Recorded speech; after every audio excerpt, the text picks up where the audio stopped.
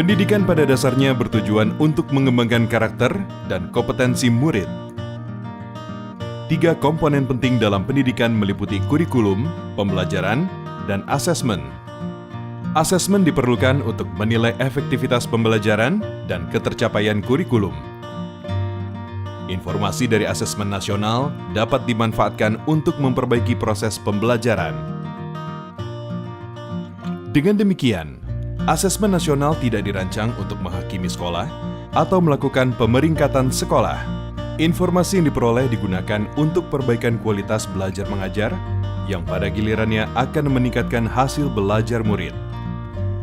Asesmen nasional dilaksanakan dengan menggunakan 3 instrumen, yaitu Asesmen Kompetensi Minimum atau AKM, Literasi, Numerasi, Survei Karakter, dan Survei Lingkungan Belajar.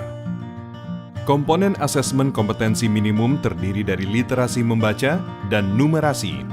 Literasi membaca adalah kemampuan untuk memahami, menggunakan, mengevaluasi, merefleksikan berbagai jenis teks untuk menyelesaikan masalah dan mengembangkan kapasitas individu sebagai warga Indonesia dan warga dunia agar dapat berkontribusi secara produktif di masyarakat.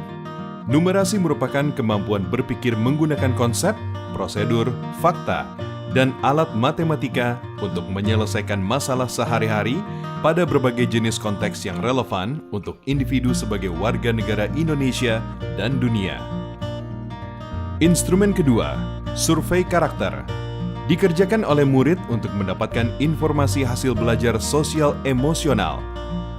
Survei karakter mengukur 6 aspek profil pelajar Pancasila, yaitu beriman dan bertakwa kepada Tuhan Yang Maha Esa, serta berakhlak mulia, berkebinekaan global, bergotong royong, mandiri, bernalar kritis, dan kreatif. Instrumen ketiga, survei lingkungan belajar, dikerjakan oleh murid, guru, dan kepala sekolah untuk mengukur kualitas berbagai aspek input dan proses belajar mengajar di sekolah. Survei lingkungan belajar mengumpulkan informasi tentang kualitas proses pembelajaran dan iklim sekolah yang menunjang pembelajaran. Asesmen nasional dilaksanakan kepada murid, guru, dan kepala sekolah di setiap satuan pendidikan. Murid akan mengikuti asesmen kompetensi minimum, survei karakter, dan survei lingkungan belajar. Sementara guru dan kepala sekolah hanya mengikuti survei lingkungan belajar.